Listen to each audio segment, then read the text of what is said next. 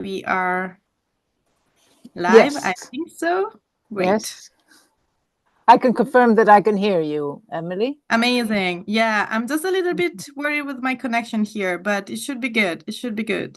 So now that we are also live again. Live on Zoom. Yeah, amazing. We can start officially this last part. And again, for those who just connected, welcome everybody. This is the 12th part of the Peace Wave.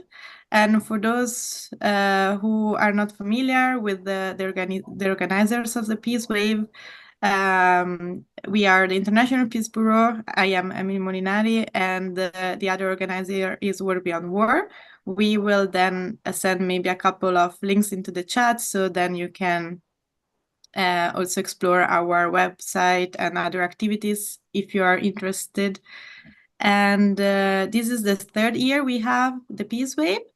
And the Peace Wave was born as a counter protest for the summit that is happening in July in Washington, the NATO summit.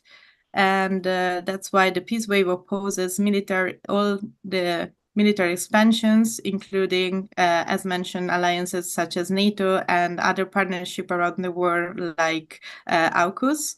And this is not the only action that we are taking as a counter protest for the summit.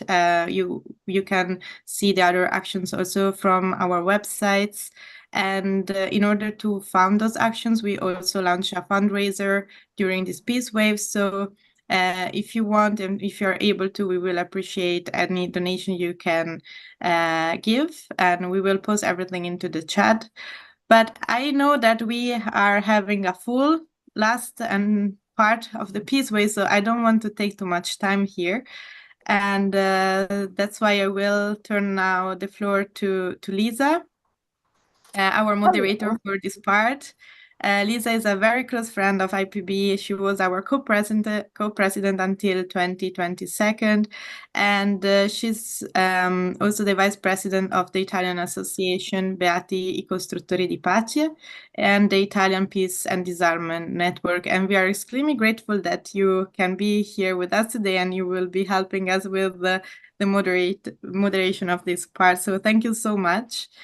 And yeah, I'll give you the floor. I'll be here helping with the tech and the videos. So yeah, I'll be Good. Thank you, Emily. Thank you for putting it all together. I did that work last time, and I know it's quite complicated and lengthy work trying to fit everything into the 2 hours, everything that arrives. But I'd like to say that I sort of joined about 15 or 20 minutes beforehand, and the idea of that wonderful song to accompany the Mother's Call, which we have translated into Italian and disseminated widely in Italy. The Mother's Call of Israeli and Palestinian mothers is a fantastic document. It is truly something that shakes your conscience upside down and really gives you a blow, so that you, in a non-violent way, so that you must think about what's going on and think about how to change what's going on in this world. Here we are. As Emily has just said, we have a very full program. So I think we can start right away with the first person on our program, who is a dear old friend of mine. I understand that he's on video, but he may also be there live streaming. His name is Alberto Capannini, and he's from the Italian Pope John XXIII community, and in specifically their Operazione Colomba, which is, there he is, I can see him, which is a group of young people who go, and more or less not so young anymore, who go and live in war zones in solidarity with the people who are suffering the consequences and the devastation of war. And Alberto is speaking to us from Ukraine. maybe we could start the video so he can tell us more about it himself.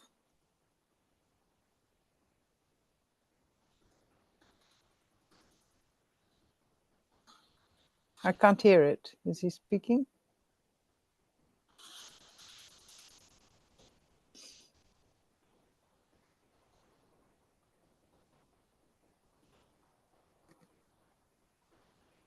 Can anyone else hear it? I can't hear it. Did you just say that you cannot hear it? Yeah, Yes. the sound's not coming through. No sound. Mm-hmm. Mm-hmm. Let's try that again.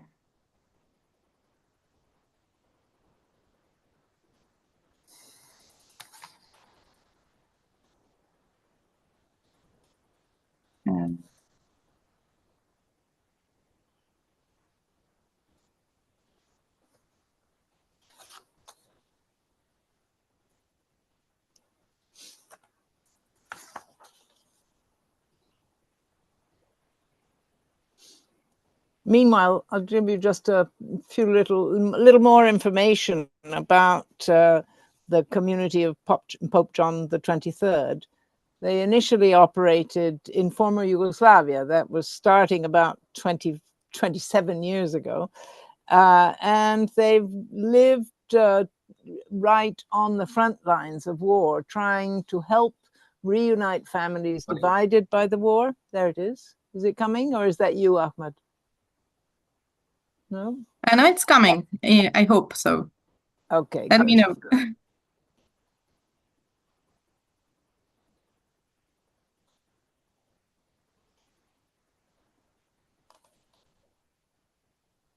As I was saying, they started during the war in Bosnia.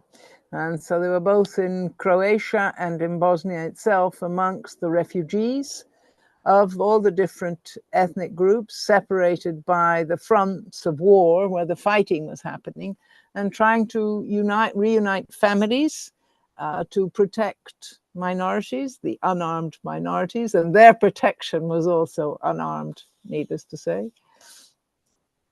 And create, here we are, create spaces for meeting and dialogue.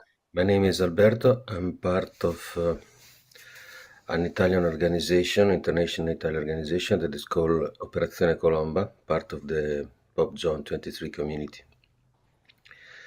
We, as organization, decided in 1992 to prepare a group of people that goes to live in conflict area, try to protect the people living there in conflict area or in a refugee camp on the front line in a non-violent way. So we start, as I said, in 1992 with the former Yugoslavia war.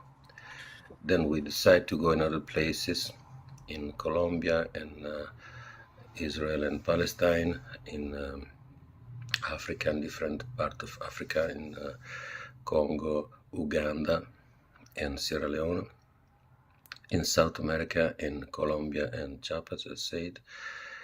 And when the war started in 2 years ago, in 2022, we decided to go to enter in Ukraine and to live there, try to understand what would have been possible to help the people in facing this very hard period, this invasion, this shelling, this occupation, and all the things that we know about the war, Russia against Ukraine. We are a group of volunteers from different, most of us we are from Italy, but there are also people from other land. And usually the first thing we do is to go on the front line or in a refugee camp to share the everyday life, the normal life, we can say, that the people living in the midst of war, to share their life. Why? Because we think that our life is so important as their life is. There is no other way to tell them that our life has the same importance than living with the people I can't say to people, I believe that all the men are equal, and keep living in my Western and safe place, thinking that safeness is something that is important just for me, not for other people. So the first is to find a place where we can live, living with people. When we arrived in Ukraine, we lived for 1 month and some more in Lviv, in the western side of Ukraine, near the border, because there were people escaping from a war area every day, like a million of people. They were passing from the railway station to go to Europe, to go to Poland, to Germany, to Italy, and there were like a flood, millions and millions of people escaping from war. Then we decided to go to Odessa, and when I say we, I mean that we succeed in collecting different organizations from Italy, more than 100, to provide humanitarian aids and also to provide hosting for people who want to leave Ukraine. And we decided to go as second thing to Odessa. Odessa at the time was, as it is now also, was bombed every day under shelling, because the Russian army was interested in taking Odessa, because it's the biggest port in the Black Sea. And because if you stop Odessa, if you stop the deliverance of crops and the things produced in Ukraine will not survive. So we were there, hundreds of Italian people, asking for the stop of the blockade or the siege of the city. And then we knew people living in the front line. At the time was in Mykolaiv, like some more of 100 kilometers from in east from Odessa, and we visit those people in Mykolaiv. They were living in an underground shelter. We asked them, can we live with you and stay with you? And so in the summer of 2022, we started living with them. There were like 30 people, part of a Christian community, and they host us. We have the possibility to live with them for more than 1 year. And Mykolaiv was under heavy shelling almost every day. And more than half of the population was decided to go out of Mykolaiv. And the people who decided to stay, they were without water, because also the water system was destroyed. So collaborating with other organizations, we provide small wells and desalator to provide drinking water for people. And then we, at the end of 2022, the front moved from Mykolaiv to Kherson, that is 40 kilometers in the east direction. And we met some people from Kherson. They were living also there was a small community who decided to stay. They were living and trying to repair houses and try to provide humanitarian food aid for people. We decided to live with them. So at the moment we live.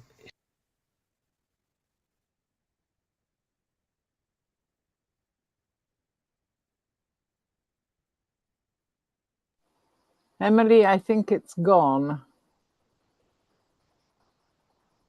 Yeah, but I don't know why. I wonder why. Ahmad, all okay? Actually, the video ended. Okay. Yeah, the video ended. Then we can go. They didn't mean to end it, obviously, but if it ended, that's the full time also that we had. And we do not have Alberto online, do we? I don't see him No, anywhere. I'm So afraid there's we no don't. talking. There's no talking to him. But we heard a lot about where they are and the spirit of their work. And now on my running list, I have another friend that I have followed for many years. I've only met him once or twice, but I am very pleased that we have with us Oleg Bodrov. Oleg is an environmentalist, a physicist, an engineer, a specialist on nuclear issues. I understand, Oleg, that after Chernobyl, you decided to study in depth the ways and means of making life safer for all of us, and that this has meant that we can put together, this is something we've had difficulty doing in Western Europe, put together our battles, our struggles against nuclear weapons with our struggles against nuclear energy, or at least to make it safer. But please now tell us more about your more recent work, which is about an analysis and proposals for analysis of the militarization of the Baltic Sea region and the possible consequences, as well as, I hope, the role that civil society can play in preventing threats. Welcome, Oleg. Dear Lisa, thank you so much. And dear friends and colleagues, I greet you from the Russian shore of the Baltic Sea. It is close to St. Petersburg. It is northwest part of the Russia, 1,000 kilometers from Ukraine. But in the same time, I feel that we have very difficult situation in our region because it is only 70 kilometers from here, the line of confrontation between NATO and Russia. And the militarization of the Baltic Sea region is underway. Dozens of new military bases are being created in all countries around the Baltic. The risk of military conflict is increasing. What will happen if military operations begin using modern, not nuclear weapons?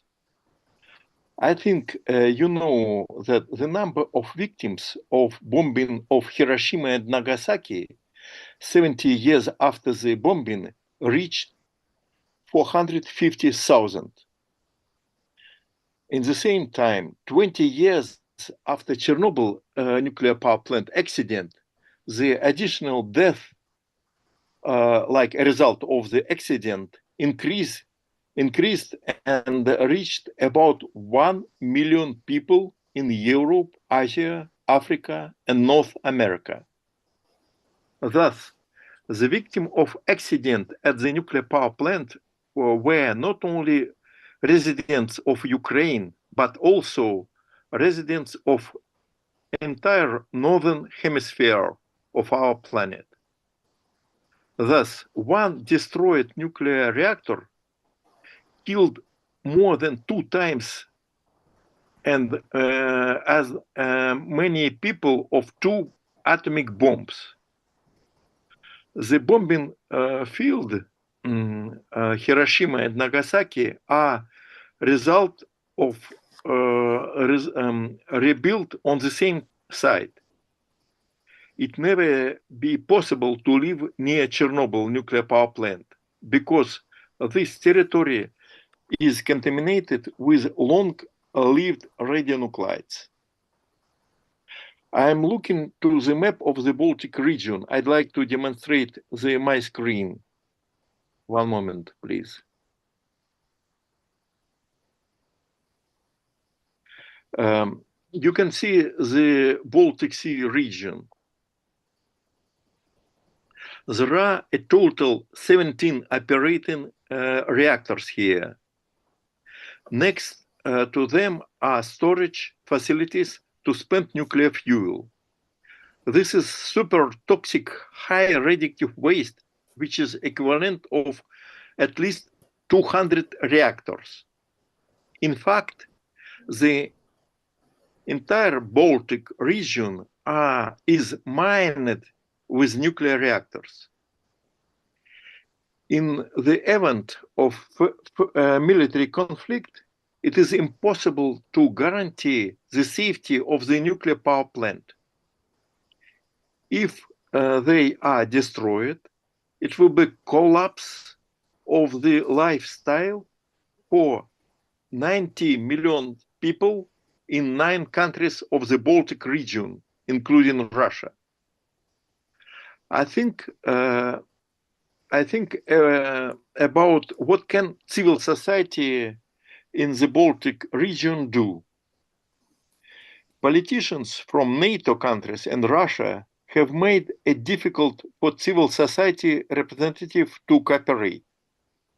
The borders are closed. The other barriers of communications have been created.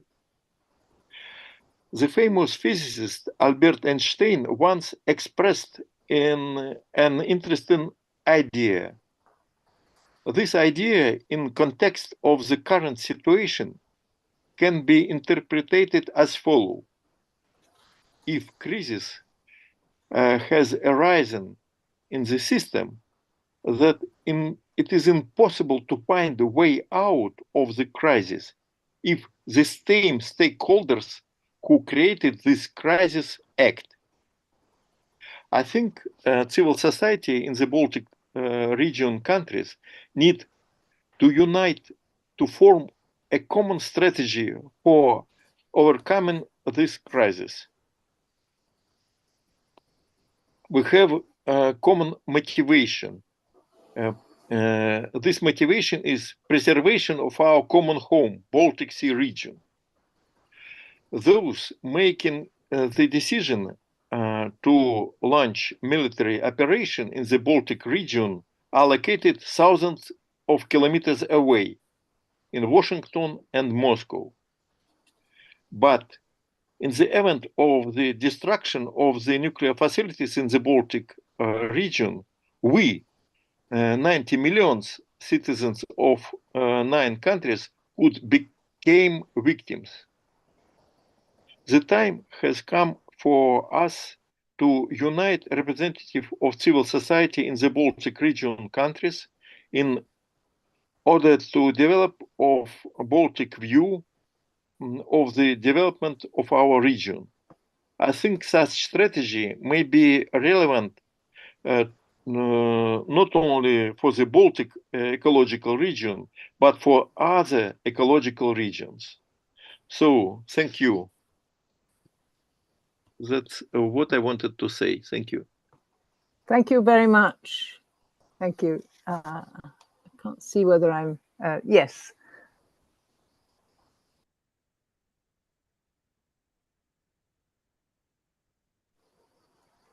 Oleg, thank you, Oleg. That's exactly what I hoped, that you would help us understand. You help us understand the dangers, but also to push us into action.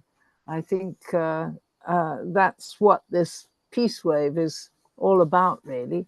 Isn't it about creating synergy and networks amongst all of us and sharing the expertise of some with the vast network? So thank you very, very much, Oleg. I've got to move on because we are a little bit late compared to the running order that to the running sheet that Emily has given me. So next we should be having Asya Gagieva, also a Russian. Asya is a council member of the International Peace Bureau. And in 2022, the last year that I was co-president, she was awarded the Sean McBride Peace Prize, together with Yuri Shelyazhenko, for speaking out for peace in Ukraine. Is Asya there? Can someone tell me whether she's actually there? I haven't seen her name anywhere amongst the participants. No, I don't think she was able to connect at the end. So oh, in the end, she wasn't. So I think she sent us a video. Is that right, Emily? yes. Perhaps we could see this video. It doesn't need an introduction, I presume. And so we can just see what Asia sent us. Thank you.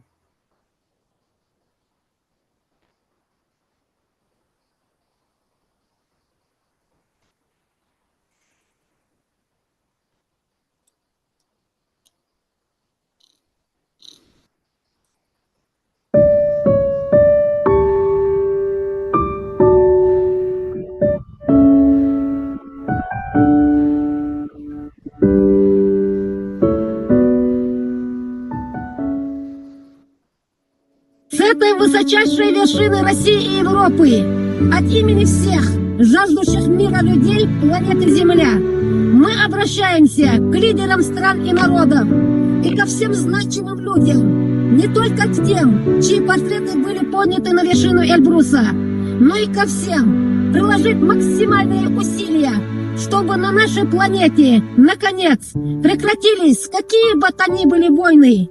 Война на Украине, в Донецке, в Луганске, где гибнут дети, женщины, старики. Когда тысячи детей остались сиротами, невозможно на это смотреть спокойно, равнодушно. Военные действия в Палестине, в Ливане, Ираке, Израиле, в Сирии. Пришла пора, чтобы на нашей многострадальной планете наступила долгожданная эпоха всеобщего мира. Война должна стать запрещенным видом деятельности. Все вопросы навсегда должны разрешаться исключительно переговорами. Все прошедшие века и тысячелетия об этом мечтали, молились и к этому стремились мирные люди всего мира. Я, Лела Албогачиева, хожу в Высший совет Международной ассоциации блогеров, и мы обращаемся к каждому жителю планеты. Любите, творите и созидайте во имя всего святого, во имя всего прекрасного, что есть в вас. Что не можем мы поделить под этим голубым небом? Чего нам не хватает? 3 аршина земли достанется всем. Я эти портреты собираюсь поднять на вершину мира Эверест, а их 176. Список лишь только приумножится. И я буду поднимать эти портреты на все 8-тысячники, которые существуют в мире, до тех пор, пока весь мир не объединится в единое целое и не станет девизом для каждого из нас. Долой войны! Да здравствует всеобщий мир!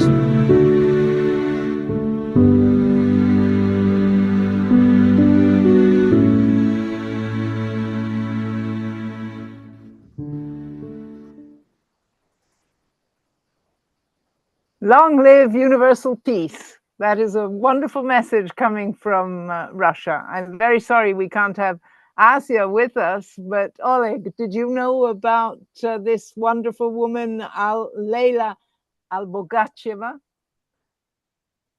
You didn't know about her, but she's fantastic. I found her full of life and going to the top of the 8,000-meter peaks in the world. I understand she went to the 7 summits. She's conquered them all and is the only Russian woman to have reached the summit of Mount Everest twice, not just once, twice, for in the name of universal peace and that slogan, love, create and build, really, I think is very much up the stream of this 24-hour peace wave.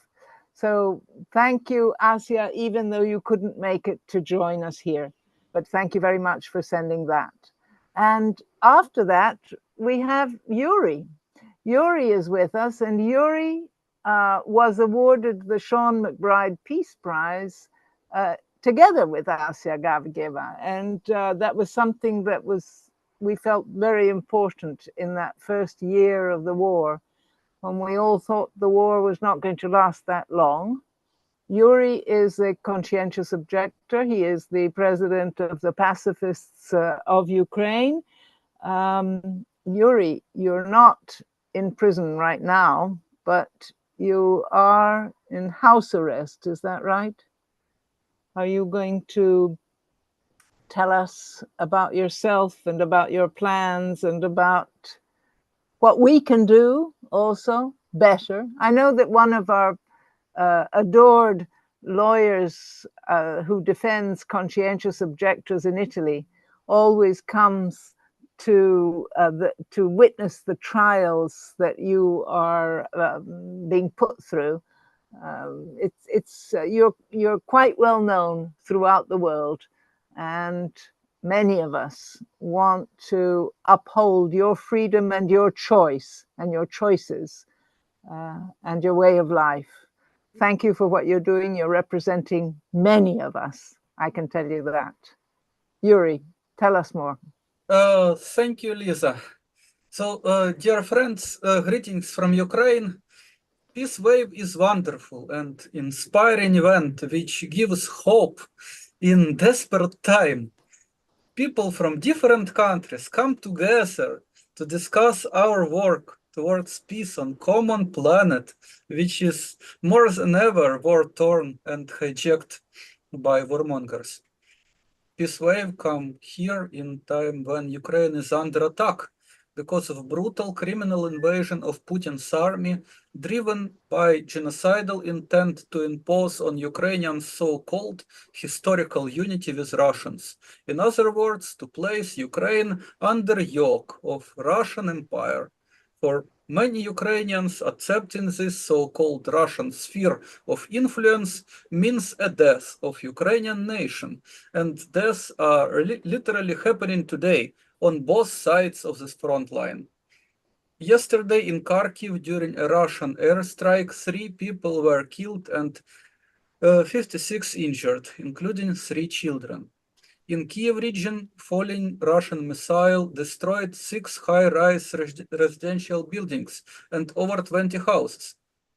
Drone attacks are continuing, ruining homes, killing people, reminding us of timely warning of Pope Francis that so-called lethal autonomous weapons should be banned, that no machine should ever choose to take the life of a human being.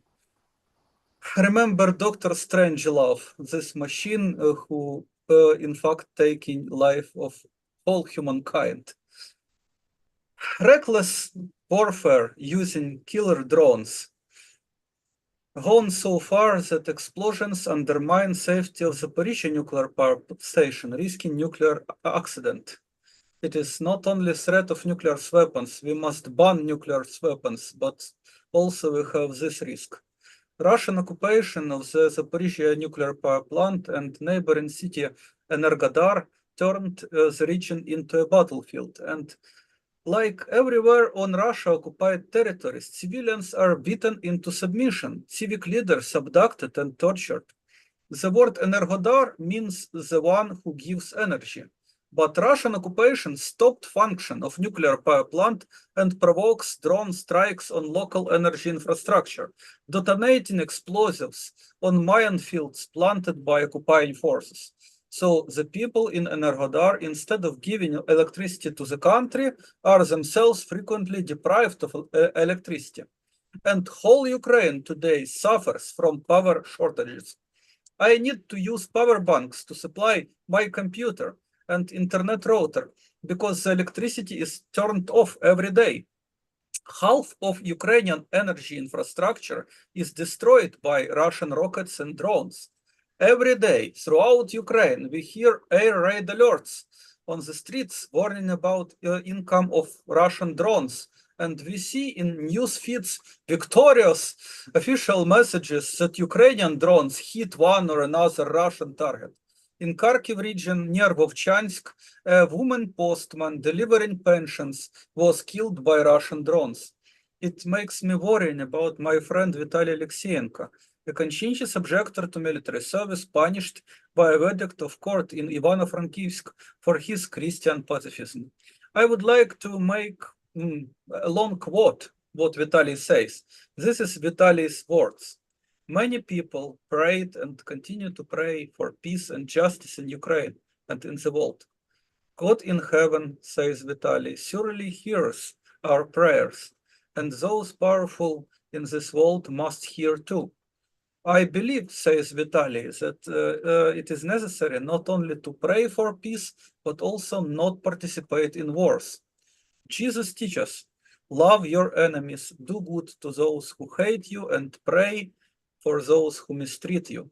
Blessed are the peacemakers, for they will be called children of God. Jesus Christ also said in the Sermon on the Mount, reconcile quickly with your adversary. And we should listen to these wise words, said Vitaly. If we fail to find agreement, this animosity will not end well, and nuclear war may occur that will kill countless people. Pity that the state failed to provide him alternative service. With God's help, says Vitaly, I found the Christian way of protecting my country and nonviolent resistance to Russian aggression, my job as a postman. Despite all attacks and explosions, Ukrainian people must receive their mail, parcels, and pensions, and congratulate each other with holidays by postcards. When people in every corner of the country are connected by the post, he said, we are united, we are almost neighbors. There is a message of love and hope in it, and it helps to overcome the pains of war. End of quote. This is words of my friend Vitaly Alexeyenko, a humble believer and a postman who received 3 years prison suspended sentence for his conscientious objection and decision to resist Russian aggression by nonviolent means. He was one of the first conscientious objectors sentenced at the beginning of full-scale invasion when Ukrainian judges were engaged into political repressions. Because of his humbleness, he initially even cut a deal with prosecutor regarding suspended sentence. But the court broke this deal when Vitaly said in the court that he is ready to be punished by earthly laws in order not to violate the commandment of God, clearly saying you should not kill. Judge was furious and sent him to jail. With my legal aid, he won cassation and was released by Supreme Court after 3 months behind the bars. However, instead of acquitting him, Supreme Court ordered retrial and he got suspended sentence, upheld by appellate court despite the prosecutor pressured for real prison term. He filed cassation complaint, again I helped him. He is lucky because he is free and New York Times wrote about his case. Other objectors are not so lucky. Dmytro Zelinsky, an Adventist conscientious objector, is serving his 3-year jail term for refusing mobilization on ground of conscience in the same Kolomia prison where Vitaly spent 3 months. Number of prisoners of conscience is growing in Ukraine. New law on mobilization came to legal force in May this year, and all men in Ukraine are forced to renew military registration and bear with them military ID under threat of draconian fines. Not to say you can't get job, you can't get good education without military registration. There is no exceptions for conscientious objectors. People are already complaining. One Baptist said to me, he was fined 100,000 hryvnias for his conscientious objection, which is $2,500.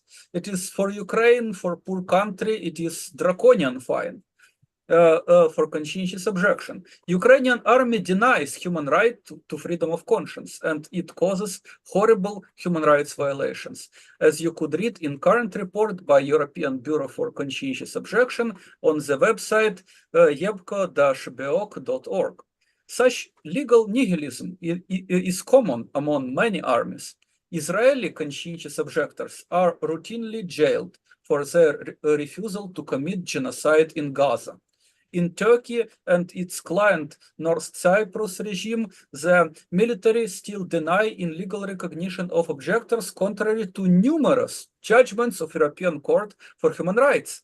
Some countries pretend to respect freedom of conscience, turning it into cruel mockery. South Korea, for example, pretends that imprisonment is alternative civilian service. In Russia, most of objectors are denied and persecuted for criticism of army or so-called extremism. if you raise objection on Russia-occupied territories of Ukraine against conscription, which itself violates international humanitarian law, you risk to be repressed and tortured for disloyalty to occupation forces. Human rights defenders are also under attack for advocating rights to peace and conscientious objection. My friends in Russian movement of conscientious objectors are declared foreign agents, getting hostile treatment from Putin's regime. I personally in Ukraine was subjected to house arrest, seizure of smartphone and computer, surveillance of my phone calls and bank accounts, under preposterous allegations that I justified Russian war of aggression in anti-war statement condemning all wars. It is preposterous. I could be sentenced to 5 years of prison for sending to President Zelensky a statement, Peace Agenda for Ukraine and the World, which says, peace, not war, is the norm of human life. War is an organized mass murder. Current policies of war until absolute victory and contempt for criticism of human rights defenders is unacceptable and must be changed. We, the Ukrainian pacifists, demand and will strive to end the war by peaceful means and to protect human right to conscientious objection to military service. We will tell the truth about the evil and deception of war, learn and teach practical knowledge about peaceful life without violence or with its minimization. This is what is about the statement, but peace speech is criminalized. It is just wrong.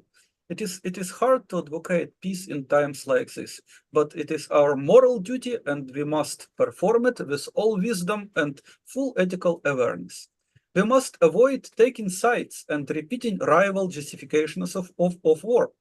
Russian and Ukrainian media compare other side with Nazi. East and West accuse each other in covert operations and imperialist hegemonic ambitions. Each side has a story of their blamelessness and guilt of other, and each side punishes those who put blame on domestic politics. This is information war, and it is easy to engage in it instead of resisting it, but we must resist. It is always easy to blame someone instead of seeking peaceful solution. And we see that in discussions regarding peace in Ukraine and criticism of opposing peace plans. But whatever flawed or egoistic could be the Putin's offer to give up Ukrainian land and give up whole Ukraine to his sphere of influence, or Zelensky peace formula demanding the end of Russian aggression and accountability for perpetrators of war crimes according to current international law. Well, current international law sometimes is more focused on traditional remedies like so-called self-defense, not reconciliation, but still reconciliation is value and goal in UN Charter. Why not committed? Whatever poorly these visions of peace were reframed in China-Brazil plan or in the peace framework adopted in Switzerland, these imperfect plans still reflect people's desire for peace, human right to peace. And we need to discuss seriously and seek reconciliation between all peace plans and do it fairly and impartially. But we need to do more than that, because current peace plans are yesterday's thinking. We need to think about tomorrow. It is important to rethink rival narratives and not encourage aggressor state, any current or future or past aggressors, by repeating their grievances, their justifications of wars. We need to incentivize to rethink strategic thinking on every side, to rethink current set commitment to long war during many, many years. We need to rethink basic narratives of our time, universally taken for granted, and it contributes into warmongering. We need to rethink such basic narratives as nation state, sovereignty, identity, great powers and spheres of influence.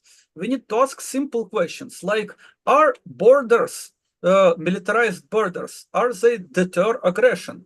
Because in reality, mostly the borders divide people to rule them. and prevent people from exchange of knowledge of peaceful life, we need to rethink the most problematic narrative that peace could be achieved through military strength. We need to prove in practice that knowledge-based nonviolent way of life, governance, and conflict resolution is possible and is more effective for protection of civilians than use of violence. Blaming and taking violent sides achieves nothing. In fact, blaming and support of wars and armies is exactly what we need to resist. We must resist Russian aggression non-violently. Only wisdom and practical peace building will lead to success. I hope together, continuing to spread our peace wave, we will manage to build a world where everybody refuses to kill and there will be no wars. Perpetual peace. Dream of prophets, philosophers, and scientists of many generations. It is our moral obligation to make the hope come true, to build the better world ruled by truth and love.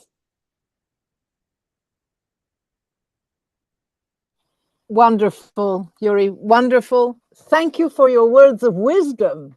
That's what you've given us, and hope as well. This is fantastic. I'm afraid we went a little bit over time, so I cannot keep chatting with you much as I would like to very much.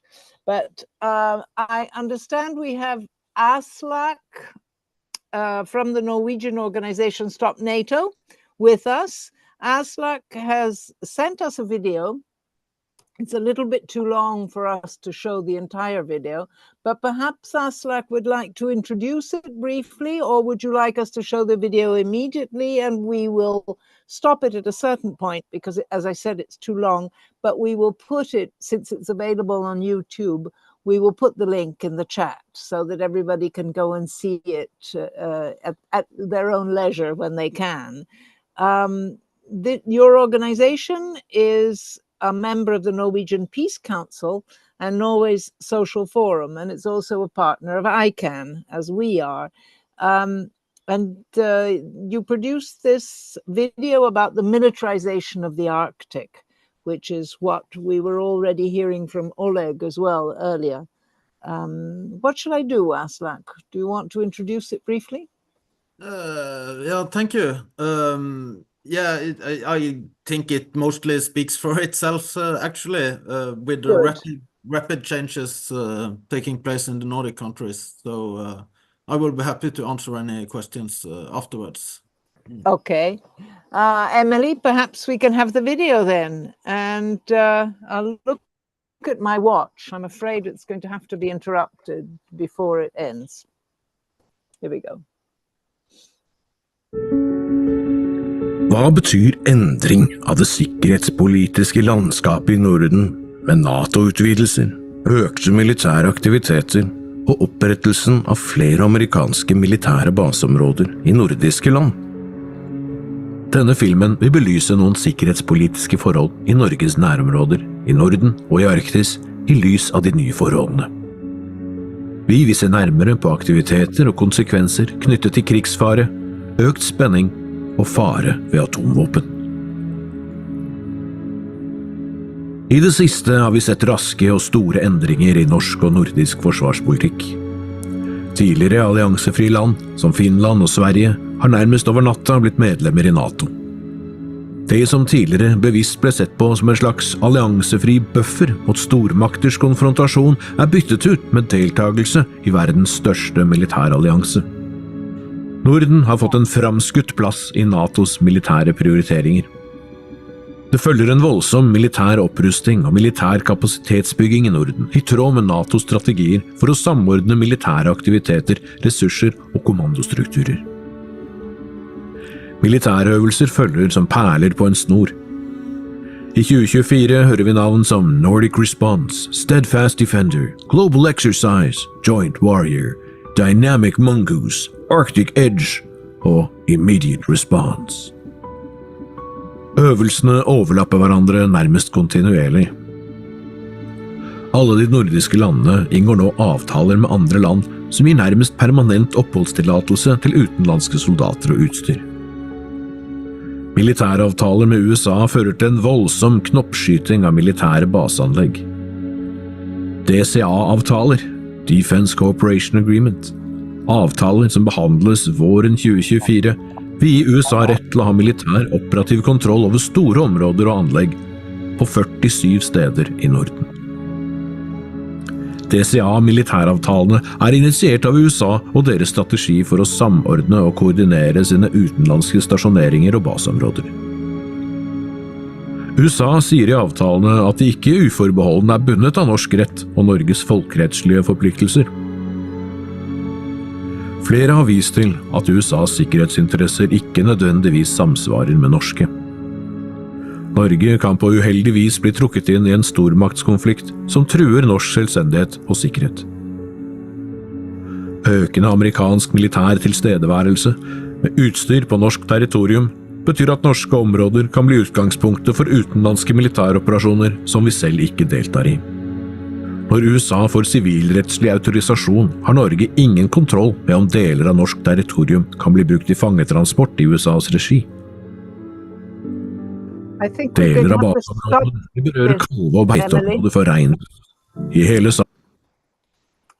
I'm very sorry, Aslak. I wanted to ask you a question, though, if you're still around. There he is. I didn't hear much about what civil society thinks about all this. Probably it would have come in the later part of your video. It is a terrifying beginning of a video, I'm sorry, absolutely terrifying. But I'd like to know what people are thinking and doing.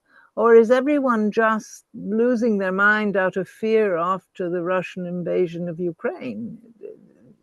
It seems to me. They don't understand. They haven't met Yuri, who tells them that, you know, militarization is not the way to keep the peace. I think there is a lot of fear also in the Nordic countries after the Russian aggression. Well, at least in Norway, with regards to rearmament, there is massive support in Parliament. Against the US bases, there are some more opposition, but it's not really discussed very much in the radio or TV. So yeah, I mean, the peace movement are making statements, but it's not very much debated, unfortunately. That's well, that's more and more of a reason that we should all be networking more closely. We in Italy knew little or nothing about your situation, about this, the gravity, the severity of the situation. We knew that there was joining NATO, that you know, and that even in Finland there was this process was ongoing. But nothing as frightening as what you showed us in that beginning of that video. I'm reminding everyone that although we've had to cut the video short because of time, we're running very late, in the chat, you can find the link and you can go and watch the video on YouTube whenever you want. And I would like everyone to remember what Yuri told us, and then look at the video and see exactly how wrong things are going and how unlike what Yuri suggests we need to do with his infinite wisdom. And I'm afraid we have practically run out of time. There's no time for other question and answers, but I would just like to, I know that two people are here who would like to say hello to us. One is Vera Zalka and the other one is Igor Gottlieb. Can Emily, can you put on Vera Zalka if she's still there, and maybe she can say hello very briefly? Yes, I think she's here. And also Igor.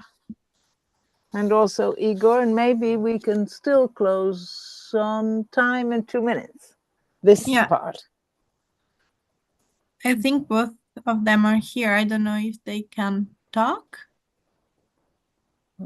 If they want to. I understood that they wanted to say hello. Yes, hello everybody. Can you see me? Now we can, yes. 1 second. Hi, Vera. Yes, hello everybody.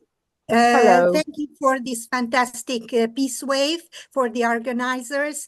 I'm greeting the whole world, I must say, from Hungary. We are in such a region where is the very much pro-NATO environment, I must say, and but many people feel that war is not a solution for anything, and people really want peace, want safety, and their bettering of their lives, and not destroying, because war is destroying lives. And I must put out here a point that we all forgot, that the war on the territory of Yugoslavia is over. It's not over, because a lot of people suffer from cancer because of the weapons they use there. And we have to talk about this every year. So this is my message, that also we are experiencing that with the arm racing, that and our son is go for arming and for arm industry. This is not the best way, and we must stop the warmongers to continue to do this. So let's unite, be strong, and keep on working. My greetings to everybody, and be strong. Thank you, Vera.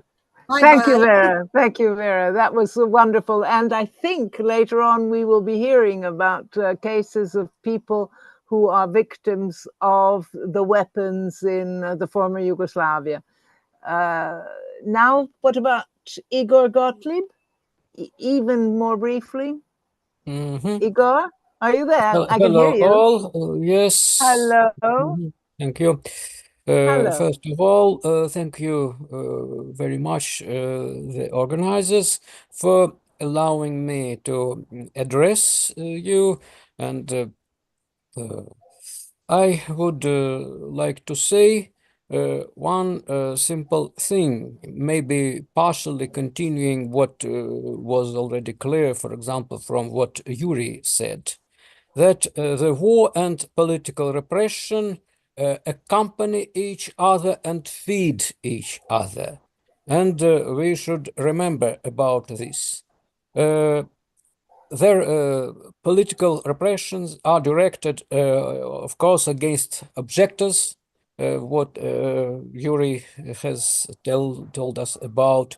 They are directed at the opponents of the war. They are directed against other opponents of the government, or ordinary people who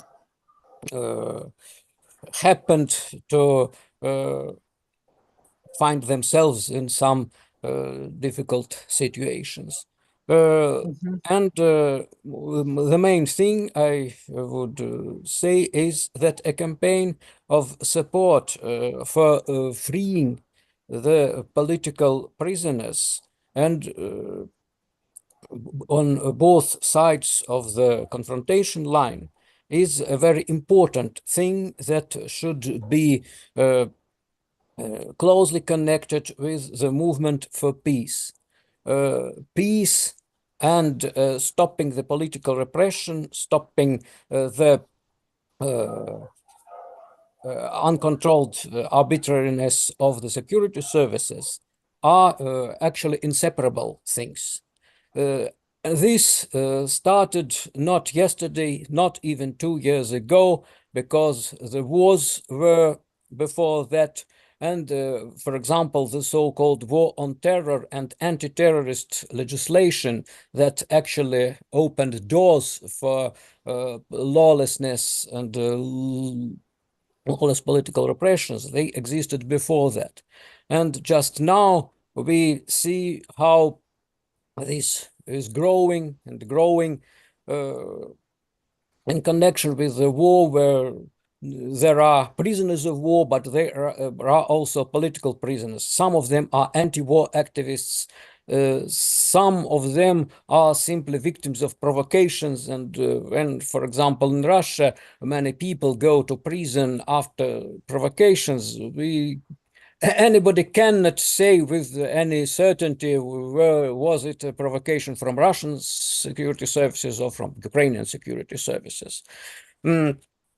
Yes, and also, of course, there are some well-known people. I think many of you know Boriska Garlitsky, for example, but Yes. also there are many unknown people. So I will call all of you to join the efforts of human rights organizations and solidarity groups to demand the freeing of the political prisoners.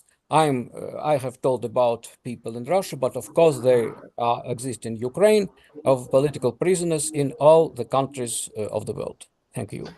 Igor, thank you so much. I'm so glad we were able to listen to you. You were speaking from St. Petersburg, St. is that Petersburg, right? yes, yes. St. Petersburg, yes, I forgot to say that in introducing you. Thank you so much. I'm a little bit late. Very sorry, Emily. I haven't been able to keep timing properly. Do I have to have a pause between this part and the next part, Emily, or can I go straight on to Rainer Brown? No worries, it's perfectly fine. I think we can go straight to Rainer. Hello, Rainer. Haven't seen you for a long time.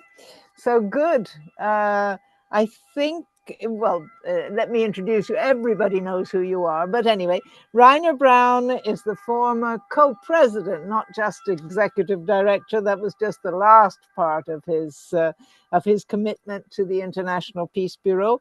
He was the International Peace Bureau for many years. He was it, if you know what I mean. He was there, and he was a continuity line and so on. But he's always been one of the speakers, spokespersons of the German peace movement in many different capacities, both with the lawyers, Yalana, and with many other peace groups in Germany and internationally, of course. Rainer, I think you have a video about the demonstrations in front of the Rammstein base. Go ahead. Should we have the video first or Rainer first? Video first. Emily, dear. Emily has to do all the work. I'm incapable. Dear colleagues and dear friends, now you'll see behind me a part of the camp. The Rammstein camp is happening every year, and this year we have the biggest camp since the last 10 years. We are very proud about this because it's not an easy situation for the German peace movement. The camp is against the US Air Base, and what you will hear now are signs and words from the big event tonight, which shows the protest against the military air base.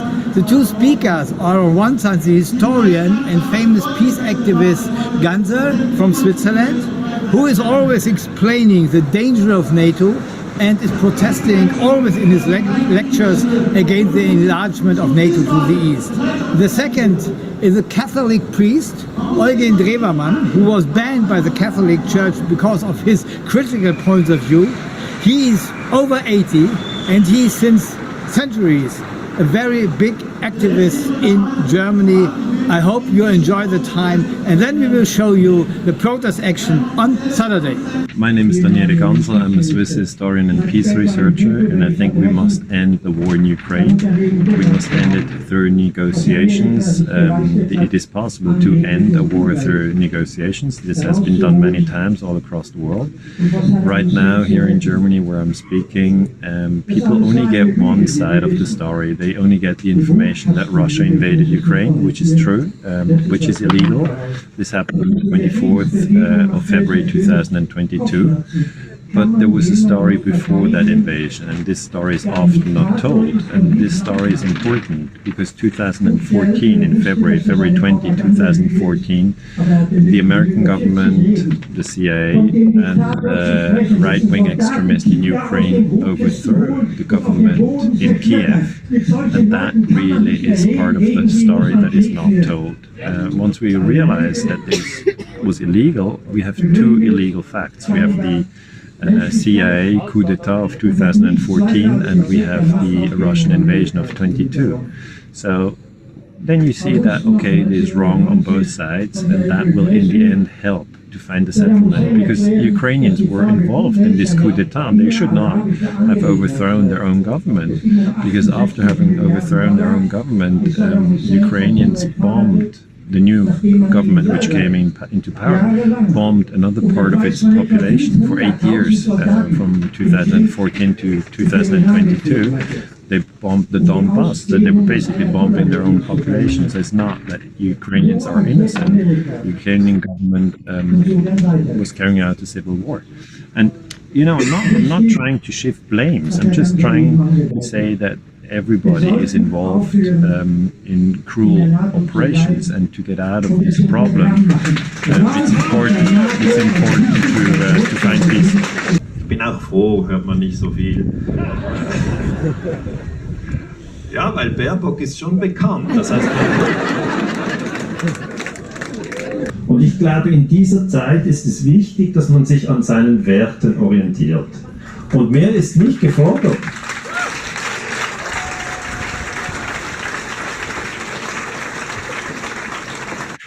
Afghanistan ist der größte Militärstützpunkt der USA außerhalb des eigenen Territoriums. Wenn wir für den Frieden sind, können wir die Kriegspolitik der Amerikaner spätestens seit 1989 nach der Ablehnung des Friedensangebots Gorbatschows nicht länger hinnehmen. Dann müssen wir aus der NATO raus. Wir müssen aufhören, eine Kolonie Amerikas zu sein. Wir müssen Amerika zurückbringen zu dem, was es einmal war. William Penn, Quaker, wollte ein Land betreten, in dem es in seiner Gegenwart nie mehr wieder Krieg geben würde. Das wäre das Amerika, das ich liebe und für das ich in Rammstein eintrete. August 23 in München auf dem Marienplatz. Kanzler Scholz hält eine Rede. Im Hintergrund sind Jugendliche, die Friedensembleme, Friedenstauben zeigen. Die fährt er an. Das sind vielleicht gefallene Engel aus der Hölle, weil sie dem Kriegstreiber Putin zu Diensten sind. Ich müsste nicht Theologe sein, um in der Antwort nicht vorbeizukommen. Herr Scholz, wenn Sie Leute, die für den Frieden sind, zu Teufeln erklären, sind Sie dabei, die ganze Welt in eine Hölle zu verwandeln. Das geht nicht durch.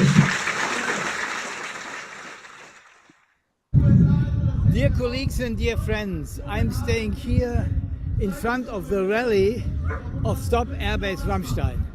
We are in the middle of the protest action against the military US base. The Rammstein Air Base is the biggest US air base outside of the United States up to now.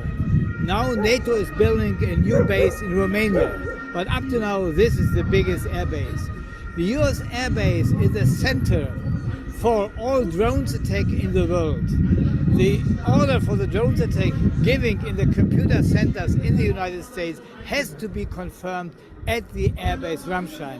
This has to do something with the ellipse of our planet Earth.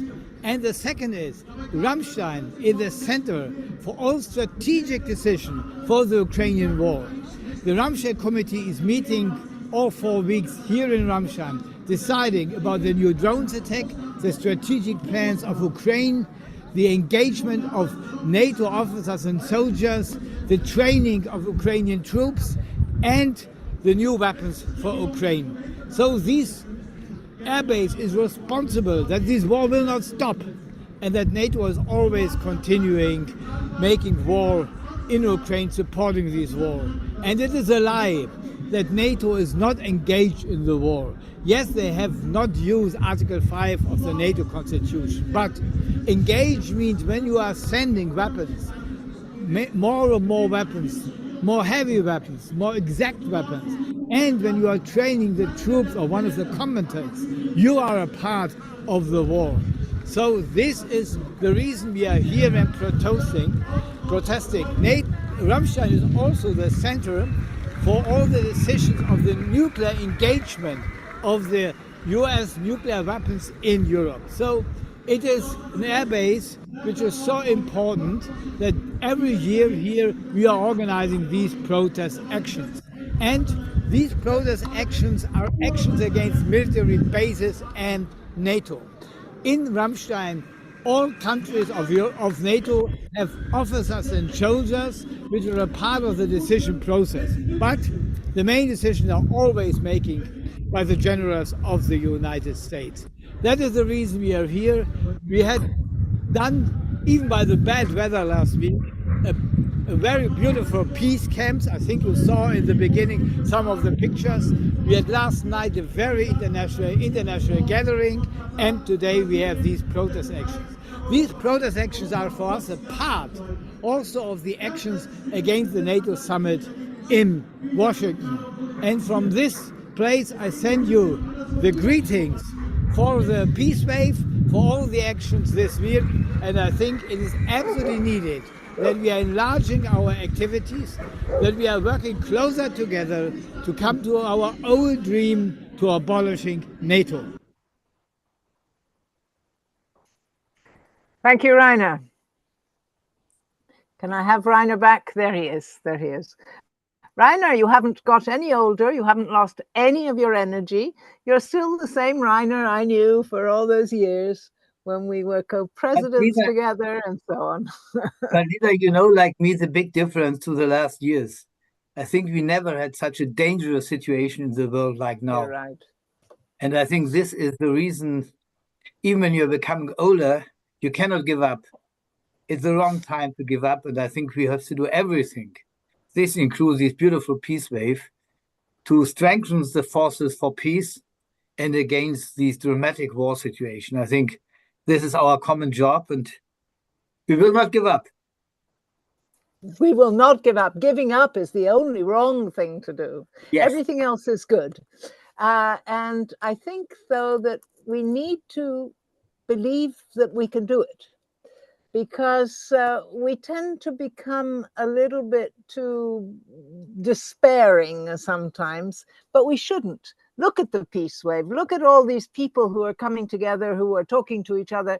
And there is so much that we can get done and so much that we have got done.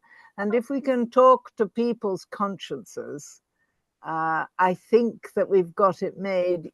I know that you think those in the military and those warmongers don't have a conscience, but I can't believe that. I do believe that we can talk to them, and that if we let Yuri loose on them, they will understand.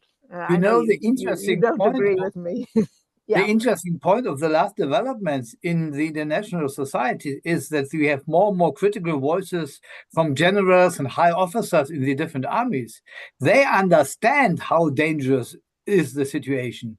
And the problem is that, really, I have to say it, many of our really stupid politicians does not understand the situation and put always more oil into the fire. That, I think, is the problem. And I'm happy that we are here together. I'm happy that we will meet again in Washington to underline the need, and I think we both are using the same words, of common security. We have to strengthen our forces for coming out of the crisis in the direction of common security. Absolutely, absolutely. Thank you, Rainer. Thank you. Ludo and Oleg are here, so the family who fights together is together today, and that's always a great picture. Yes, great. Thank you so much. I'm running not too late. I'm doing quite well. We now have Jaffer Bouzoli. Is that how we spell your surname? That's how we pronounce your surname. I know the first name, Jaffer. Is he there, Emily? Yes, he's here. Good. Jaffer, can we hear from you? And can you tell us a little bit about what you've been doing and working, I understand, very much on your own, although Vera Zalka, speaking from Hungary, has already pointed out that what you are doing is essential for everybody to do and to support, especially. Hello, Jaffer. Where are you speaking from?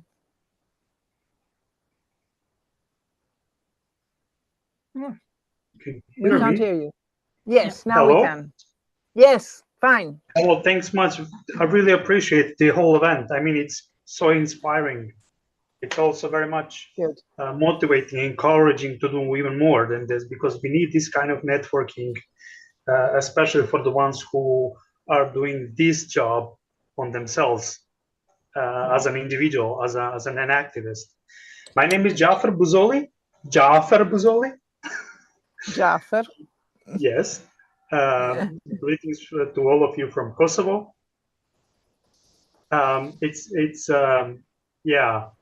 As many of you know, it is quite difficult even after 25 years of war with NATO bombing Yugoslavia back then in 1999. So it was the time when I got quite because I knew a little bit of English and many international organizations invited me to work for them. So I visited many places as a translator and interpreter, and meeting many people. I have learned that there is a rapidly growing numbers of cancer, leukemia, and birth deformations. So for me, it was kind of a wake-up call, as well as an alarming thing. You know, I mean, this year we had, like, for example, 1,000. The next year we had 2,000. The next year we had 3,000 of people with cancer.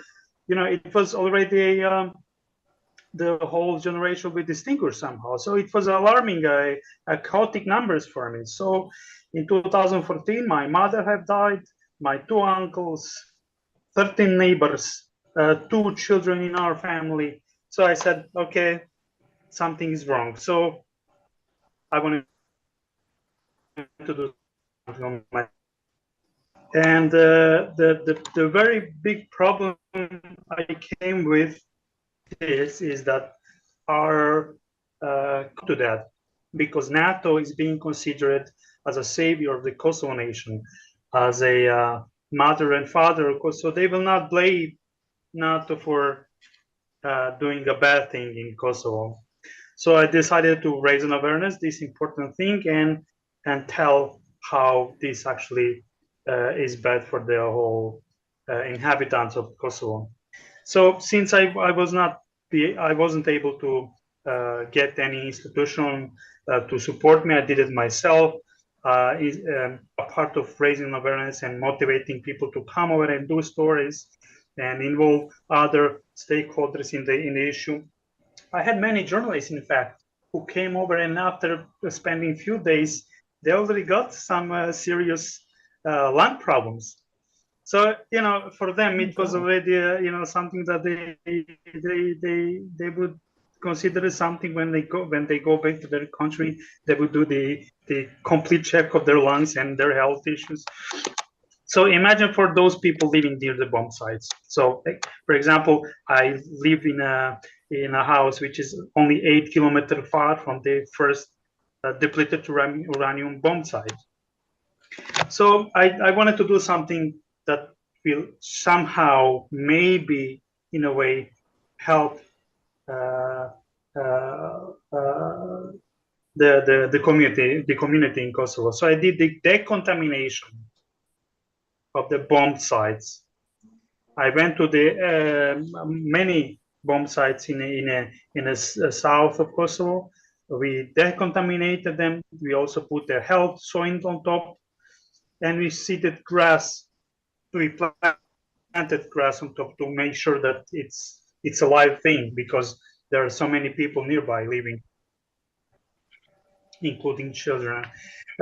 Keeping in mind that many of them, if not all, have lung problems living near the depleted uranium bomb sites. Have we lost you? Jafar? Jafar? We lost Yes. you after you said bomb sites. Okay, am I back now? Okay, good. I can hear you now. So since then, we were delivering respirators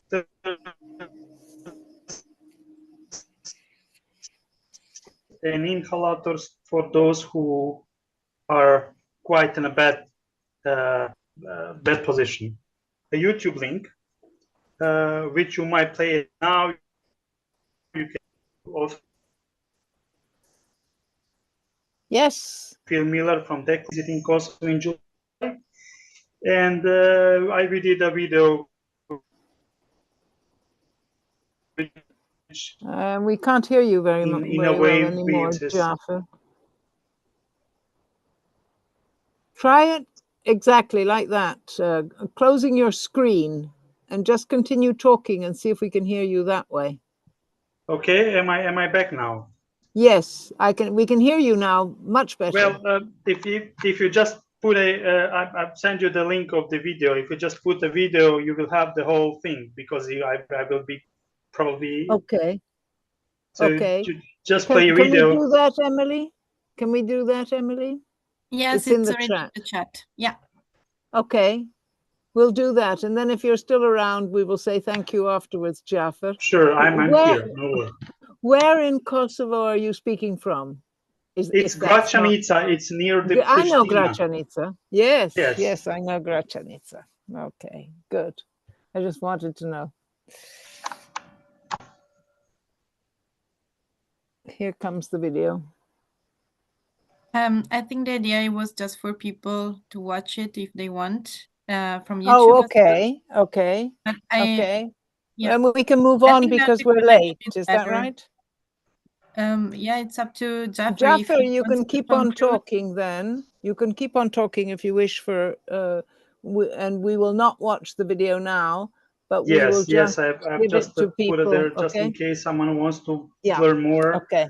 I will also leave my email in case anybody is interested in a future collaboration on the Kosovo depleted uranium issues, but also if there is anyone who can involve me in their projects, so their projects could learn from our experiences.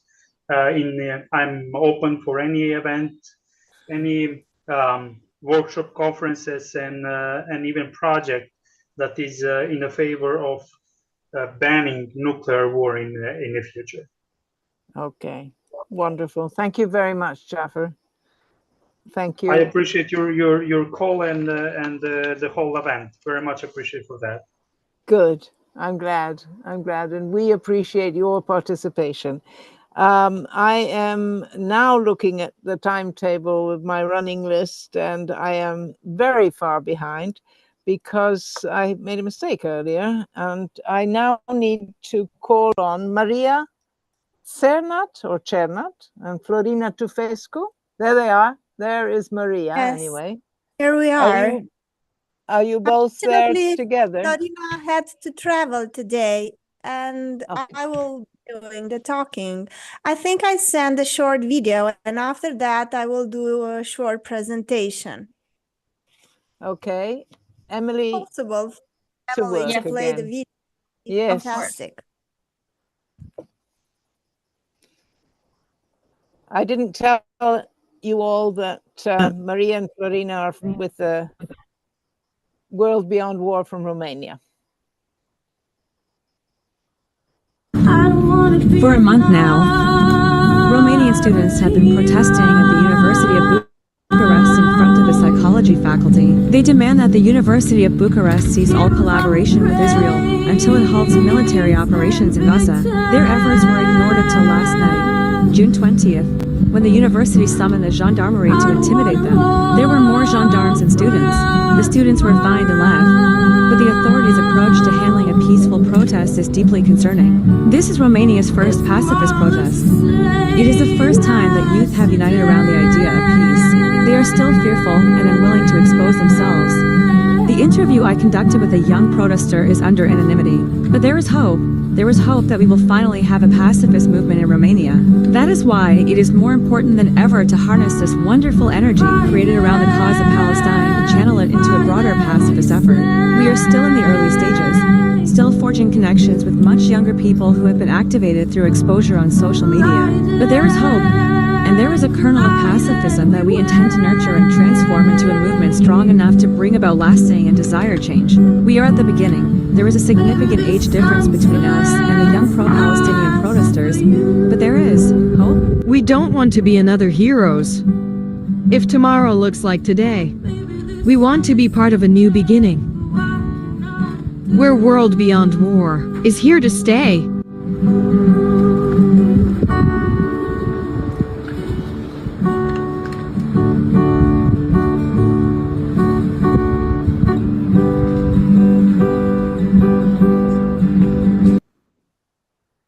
So we want to be part of a new beginning, Maria. Yes, yes. Well, for me, it was quite surprising to see that young Romanian students got activated through exposure through social media, and they started a protest, a pro-Palestinian protest. And what was even more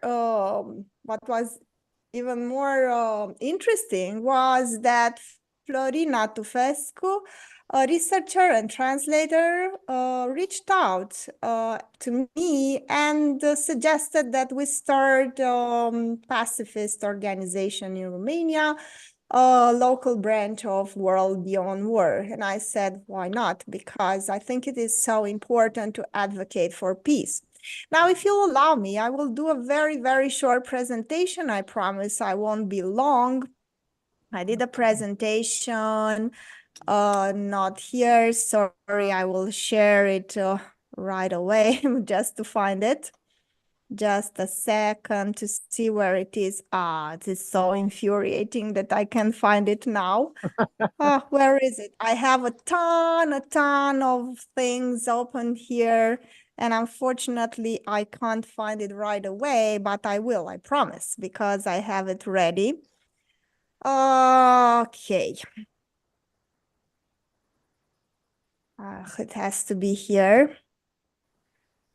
I had it ready and I must have closed it down. Here it is. Finally. Okay. So my very, very short presentation is about hopeful beginnings. I have to tell you that I think, especially in Romania, pacifism is the most important cause, but I think is the least funded. No money, no projects, to rely on our own, and this is very important. Now, it's also very important to know that, unfortunately, in Romania, 3 decades of capitalism have destroyed the social fabric, stability, and cohesion. We have inequality, fierce competition, and the law of the jungle, I might say, that have brought the population into a state of complete demoralization. So we have a special case of Romania. Why? Because Romanians, of course, they don't want to fight, but this is dramatic because they no longer want to fight for anything. Escaping military conflict is escape from everything that signifies social involvement. Romanians don't want to fight neither in war, nor for noble causes such as pacifism. So we must try to start from somewhere, and this is the most important thing, I think, is building trust. The main challenges that the Romanian branch of the organization World Beyond War must face include identifying the target audiences and finding the best communication strategy to build trust and foster a desire to fight for a cause that is common, yet critically important for each of us. And I think it's important in the first stages of our development of this local branch of World Beyond War to gather data about what Romanians think about pacifism and peace.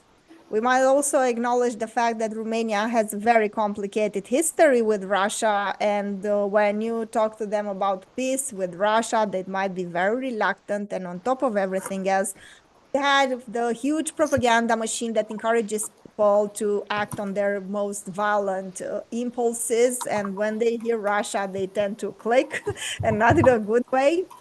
And also, I think it's very important to see about this pro-Palestinian protest that is so important because it's for the first time that we see a movement that was created overnight and people just started to protest and just started to ask the management of the University of Bucharest to cease all collaboration with Israel. And this is something very, very new.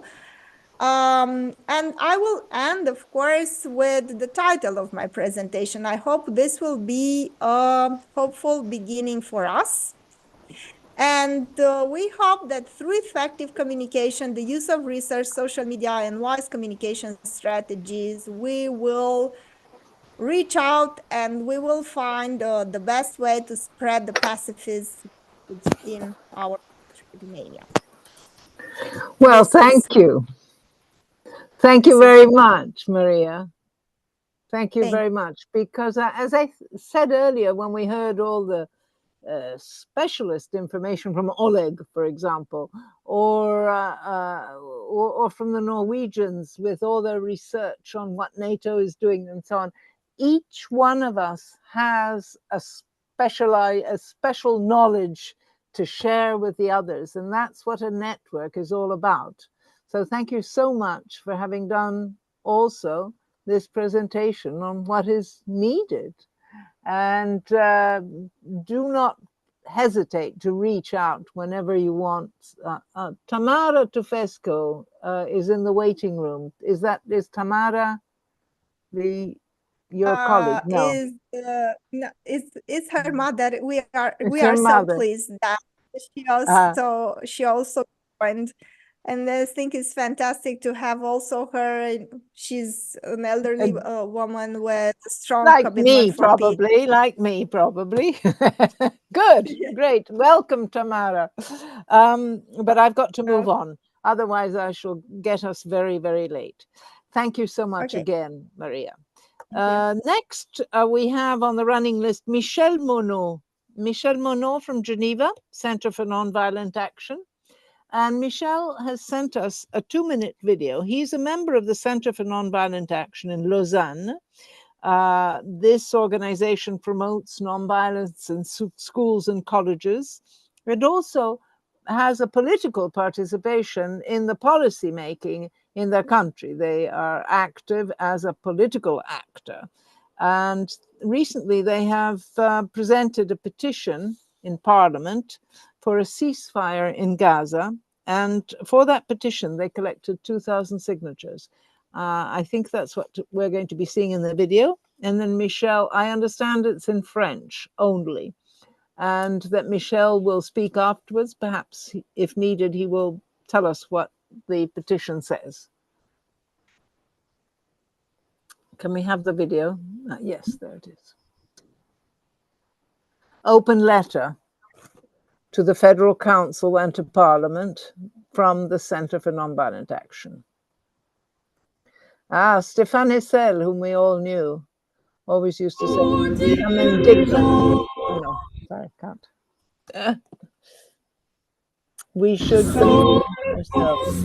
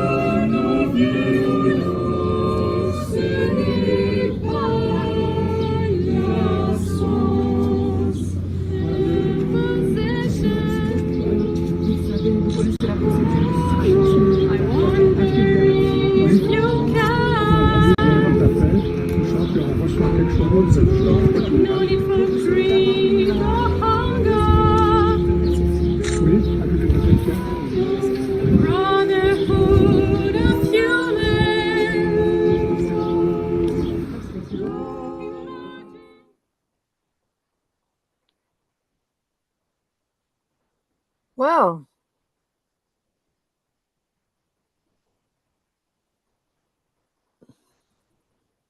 I think probably Michel can explain all of this better for those who don't read French. Certainly not that fast anyway. Michel?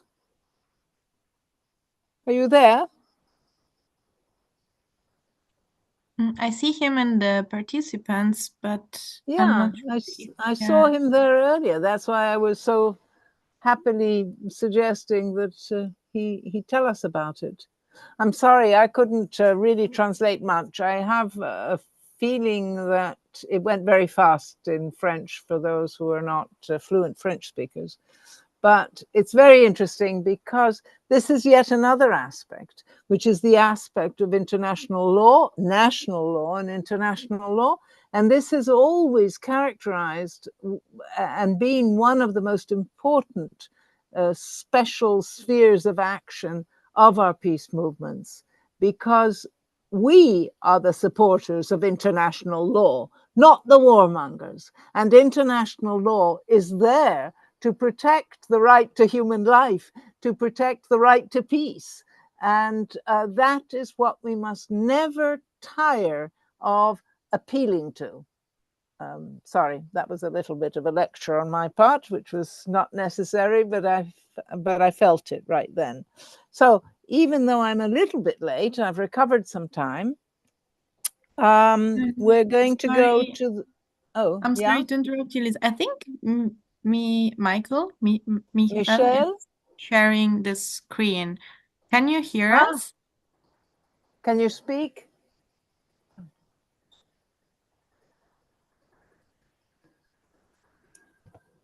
Michelle, Michael, Michelle.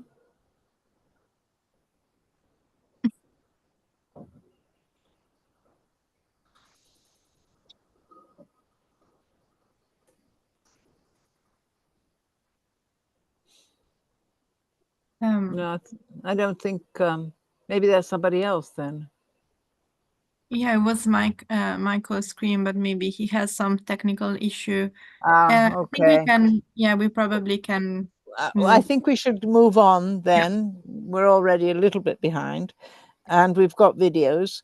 So we can hear, we can have the video from Chloe Mullerwater. I never know how to pronounce her name. But she is the coordinator of the Global Campaign on Military Spending, which is a campaign promoted by the International Peace Bureau, but now it's very broad and it has partners in all continents now. It's, again, a network is what counts. Good. Chloe.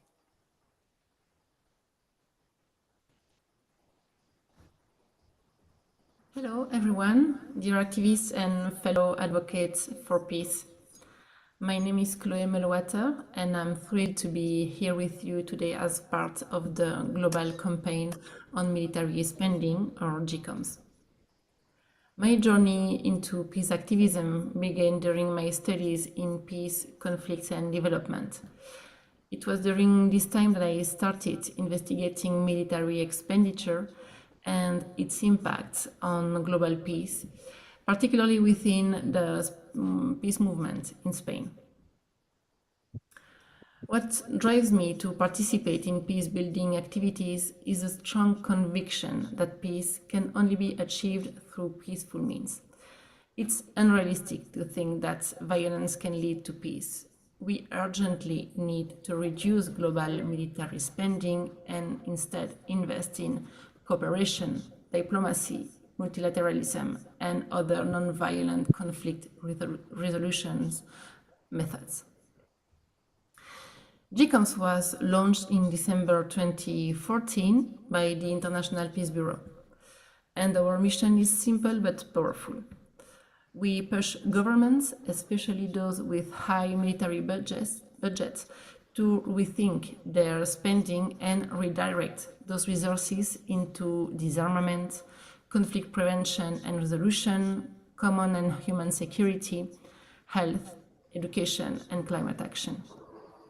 This shift is crucial for establishing comprehensive human security worldwide. In 2011, we've organized the Global Days of Action on Military Spending, or GDAMS, every year in April and May. Coordinated by the International Peace Bureau offices in Berlin and Barcelona, GDAMS aims to raise public awareness about the vast amounts of public money going to the military and why we need to redirect those funds to human and environmental needs. And what started as a one-day event has now expanded to multiple weeks, strategically timed with the US Tax Day and the release of CPRI data on global military expenditure. This year's theme, War Causes the Earth, underscores the devastating impact of current defense budget decisions. We are at a crossroad where these decisions will shape the trajectory of multiple crises we face today. From Gaza to Ukraine, the Democratic Republic of Congo to Sudan, military spending has done nothing to resolve persistent conflicts or reduce global tensions. Instead, it has only increased volatility and hindered global peace and cooperation. Military spending takes away resources that could be used for essential social services and climate action. The military is one of the world's largest consumers of fuel, significantly contributing to global emissions and environmental pollution. Militarization not only causes death and destruction, but also protects fossil fuel interests, worsening environmental disasters. And given the global challenges we face, wars, climate crisis, social crisis, and many more, we must act now. These challenges require a coordinated global effort. We need to build new alliances among civil society, international institutions, states, companies, and people to finance and create justice and human rights for people and our planet. Together, we must push for a global common security based on trust, cooperation, and solidarity.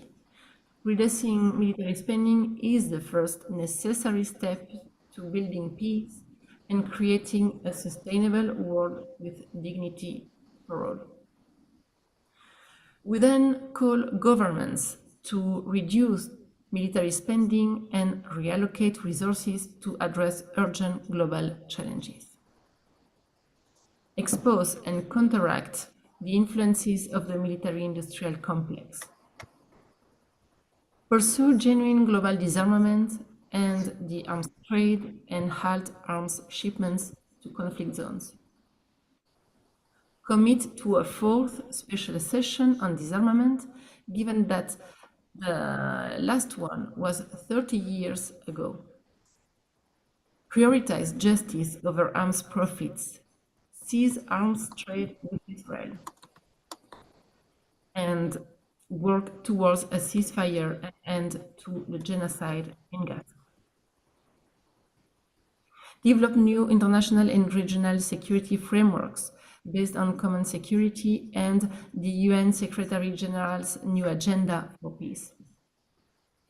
Promote a global ceasefire, recognizing that military solutions will not resolve conflicts in Gaza, Sudan, or Myanmar.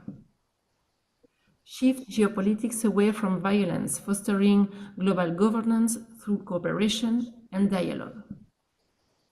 And implement a real decarbonization plan immediately, condemning the fossil industry corporations that have hijacked governments. We also call on civil society at all levels to join us in combating the rising trend of military spending, strengthening the global movement for peace and justice, and challenging decision makers who justify endless militarism in the name of security. Together, let's build a new era based on a culture of peace, feminist principles, and dialogue-based conflict resolution. Let's ensure that the logic of peace prevails over the logic of war. Thank you very much. Thank you, Chloe. Thank you for this message. I'm wondering now if Jordi is actually with us. If not, I will move to another part of Spain. Jordi is near Barcelona. But if not, I will move to another part of Spain, to Oviedo. Emily, can you tell me what I should do? Maybe I we just should happened bring to in... see that Michael is here now. I don't know if he wants to say a couple of words, if he's able to, or... Well, I'm sorry, I was muted, so, but just some words to explain this deposit of a petition in Bern was done by Center for Nonviolent Action in Lausanne.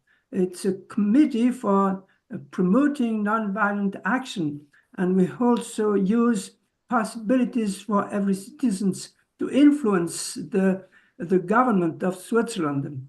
And this petition is aiming at using influence of the Federal Council of Switzerland for a ceasefire in Gaza, and we demand 10 demands to cease arms export and to facilitate supply of foods and healthcare to the population in Gaza, and also to promote peace with the proposal of 2 states, Israel and Palestine, and if possible also a federal state as we have in Switzerland. So I don't have to add much more than that, but just to say thank you for this possibility of participating to the wave of peace organized by Beyond War and IPB. Thank you. Well, thank you very much. Thank you very much. It's a very good example that can be followed in many other countries. We have done something similar in Italy, submitting resolutions from city councils to Parliament and to the national government along those lines. We have also asked for the recognition of the state of Palestine, which is another 2 states for 2 peoples. But first of all, the state of Palestine needs to be recognized. Italy has not done that yet. Thank you very much.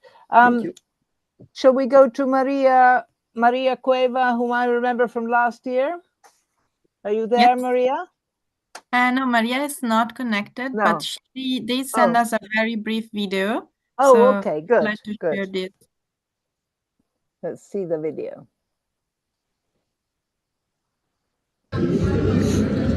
Hello from Oviedo. This year has been quite a hectic year, so we cannot organize any physical events as last year. But we are handling some QR mystery cards around the city, like Join the Wave. And so these QRs actually point to a webpage where we put some information about the use of artificial intelligence and drones in warfare, mostly in Gaza. So we thought it was a very important topic since many people are being targeted and put in a blacklist and automatically killed by machines. In their homes with entire families, and they are not actually following any principle of proportionality as dictates the international humanitarian law. So we hope with this we can raise some consciousness about this issue.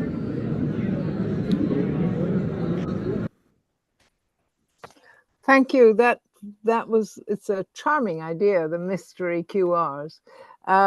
But I see that we go back when we get to Spain and we go back to international humanitarian law again, which states and governments and militaries are violating all the time, and civil society is trying to uphold. Well, we've come to the last of our presentations. This is a video by Francesco Vignarca that he sent us this video. Francesco Vignarca is my colleague, my dear colleague in Italy, who is the campaigns coordinator for the Italian Peace and Disarmament Network, of which I am a member.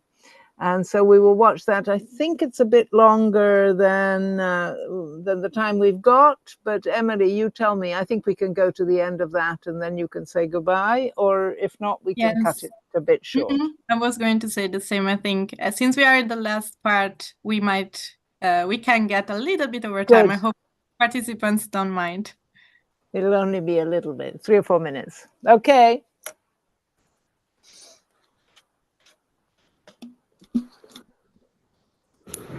Hello everyone, greetings from Italy. I'm Francesco Vignarca. I'm the campaigns coordinator of Rete Italiana Pace Disarmo, which is the Italian network for peace and disarmament.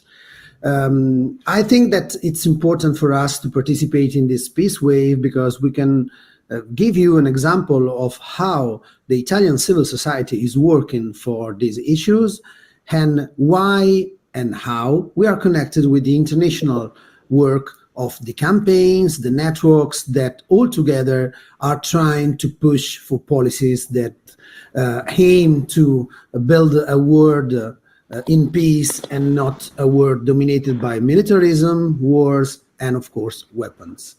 I think that it's important for you start to know who we are. And so I'm giving you an example of our work. This is the homepage of Rete Italiana Pace Disarmo, in which you can find everything that we are doing, all our campaigns, and all our events and interests. Please do note that we are a network that was established in 2020 after the merging of two historical networks of the Italian peace and disarmament movement. And that gave us much more strength to operate within the advocacy environment of Italy, but also to cooperate with all the international campaigns we are part of. As you can see, these are the members of our Rete. There are like 65 different organizations, associations, research institutes, trade unions, big one, very big ones with millions of people inside of them, and small ones. Because we think that we need both the work at the national level with the strength in number, of course, but also the work day by day made at the local level. As you can see, we are trying also to have a little bit of English homepage that can make you understand what we're doing. But of course, the most updated one is the national in Italian homepage.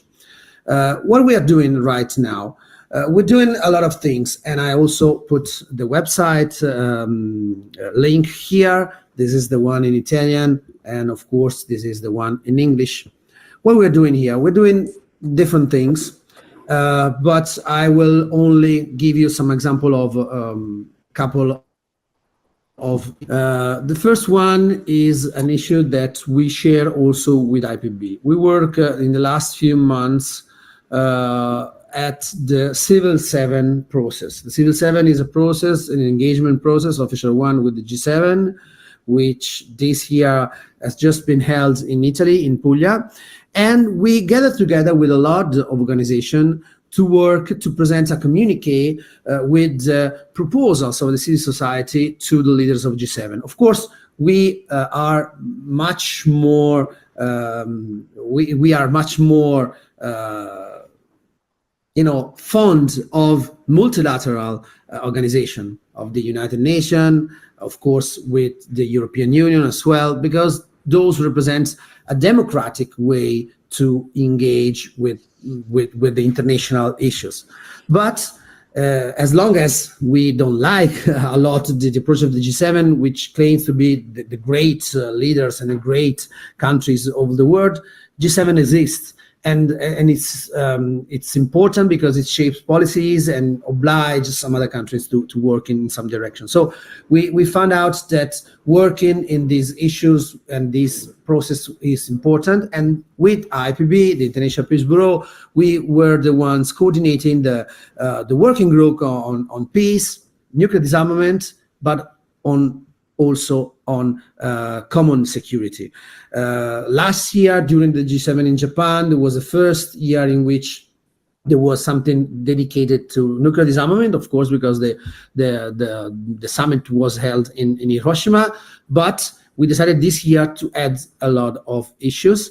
And I really suggest you not only to read the press release that we issued some days ago on the 14th of June during the event, the summit of the leaders, in which we underline all the problems that arises from the communique of the G7, but also to read the whole communique that we prepared to arrive to the summit, because I really think, and we really think, that this is a very good summary of what should be a very progressive and positive manifesto for the civil society, but also for politicians and in general for people all around the world. Because we try to get together, and I think we manage in some way the issues of peace, disarmament, with the issues of the environment, the financing for the development, the international aid, the humanitarian intervention in conflict and crisis.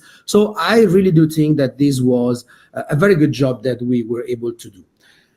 Of course, at the international level, we work with a lot of other campaigns. We are part of the international campaign to abolish nuclear weapons, and we work, of course, pushing Italy to get to the path towards the TPNW, and also to get rid of the US warheads that we have in Italy for the nuclear sharing. We work within the Stop Killer Robots campaign. We are part of the Control Arms campaign, and it's quite important also with the surge of military expenditure and weapons, financing of weapons that we are facing, to work on rules that at least control the international trade of arms, because this international trade of arms is, of course, responsible for fueling a lot of conflicts all over the world. On this issue, we are recently struggling to work for a very important campaign that we have in Italy. This campaign, which is named Basta favori mercanti di armi, so stop to do favors to the merchants of weapons. Because in Italy there is a law that they speak on 1990 regarding arms export, which is a quite good one with a lot of transparency, and which came even decades before the common position of the EU on arms export and the ATT, the Arms Trade Treaty, that we obtained altogether in 2014. At the moment, the Italian government wants to change this law and to weaken a lot of this law. And there is a problem, because with the data, the information that we were able to gather, we were also able in the past to stop some Italian weapons to go to war conflicts, like the Yemeni one, and at least to record all the trades and all the interest that are behind this dirty money that comes from the production of weapons. So right now there are at least more than 80 organizations and more than 100 organizations supporting, 8 organizations that launched the campaign and 100 that supported it. And really, we do think that this is quite important, because it gets together a lot of organizations that are working also on other issues, and it gets together also on this very specific issue, which is quite important also for peace and nuclear disarmament, because the military industrial complex, which is also financial right now, is behind all of this. I think that we should need also help from the international side, but I think also it's something that can support the international campaign like Control Arms and other ones. And this is quite interesting, the fact that we really are suffering this right now, because of course there's a wave of war, there's a wave of weapons, and we want to confront it with a peace wave. We work also with IPB in the global campaign on military expenditure. We are the ones providing all the information on Italian's military expenditure, because we really do believe that any kind of work for peace must start from actual data, information, the ability to get inside all details, also the legal ones, also the technical ones, just to present the civil society and the public opinion in general with an alternative, which is viable, which has to be viable, has to be concrete. And this is something that really helps us. And in some way, we are seeing some good results, even if the Italian politicians, they don't follow our suggestions, but we can get from a lot of polls that the majority of Italian people doesn't want to support an increase in military expenditure. They don't want to support an increase in arms export. They don't want to solve the conflicts all over the world with weapons and with war, but with peace. So that's a little bit our contribution to the international actions that are going around right now. We wanted to have this very little testimony and a little bit of information coming from Italy.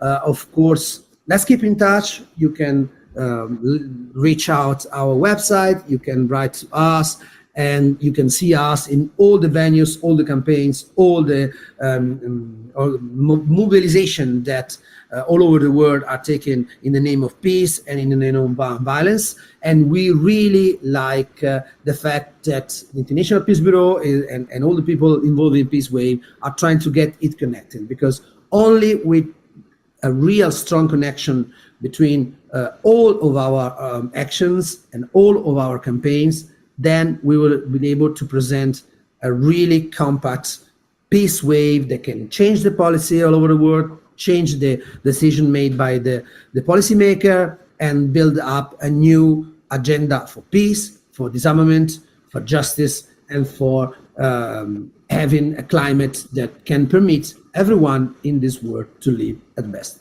So thank you very much. Ciao, alla prossima. Well, my task is over. Thank you, Emily, for asking me to moderate these last 2 hours of the remarkable Peace Wave. Thank you for doing all the work. And I give the floor to you, Emily, so that you can wrap up all 24 hours and not just the last 2. Yes. Thank you so much, Lisa. Really, it was, we are really glad that you were able to help us with this part. And you did an amazing moderation, so really thanks. And I'm sorry if we are running a little bit late here, but I think, as you saw, there were so many contributions and so many actions that needed to be shown that, we are now a little behind schedule, but I hope you enjoyed it. And I think the most important thing that we really want to show and share is that there is a lot of peaceful actions going on around the world. And I think what IPB is trying to do since we were born is to create this network and to help people to get to know each other and to be connected. So we really hope that we were able to show you this during this 24-hour Peace Wave. And we hope that we remain in touch. Please reach out if you have any action you want to share, and if you want, can close. And I just want to thank once again all my team and World Beyond War and all the amazing speakers and moderators we had during this 24-hour event. Thank you so much.